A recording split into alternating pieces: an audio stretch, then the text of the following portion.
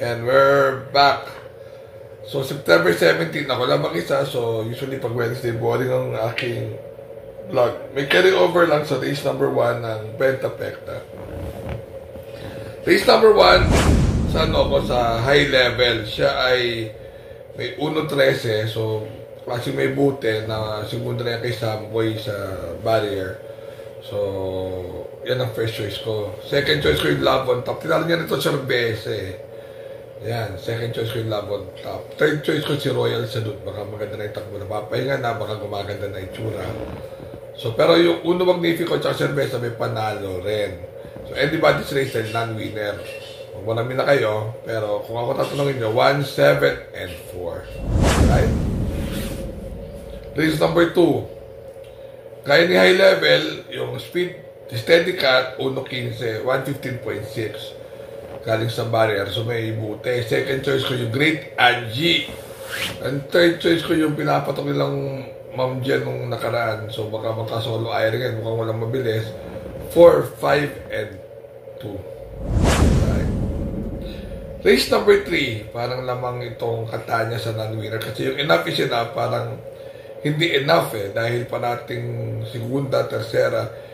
Tingin ko ito yung kabayo na pinakamaraming segunda at tersera sa kanyang karira. Anyway, 4, 1, and 7. Yung Black Prism may panalo rin. Ang ganda ng huling tinakbo. 4, 1, and 5. Right. Sa race number 4, o yun, lamang naman si Bonnie Avenue dito. Although baka salbayin ng may-ari. So, si Soham walang manalo. 9-7 yung Sneaky Eyes, Giant Killer, baka solo aire, baka hindi luchahin ni Tonalo yan. 9, 7, and 3. Alright? Alright. Bati ka na. Oh, ayan. Race number, we're back. Race number? 5. Ayan. Sa race number 5, dito ako sa Cold Digger. Yung Cold Digger, nung nakaraan ay tercero kay Hakim. Tsaka kay basta kay Hakim, mabigat ang laban nun. So, tsaka Go Item ko nanalo nun. So, yan ang first choice ko. Second choice ko si Sting. Ano mo, right for a win yan. And third choice ko si Monument. 6, 5, and 1. Alright? Sa race number 6 naman, dito ako sa Art Serve. Ang second choice ko si Make a Difference. Third choice ko si Grand Monarch. 8, 2, and 6. Alright.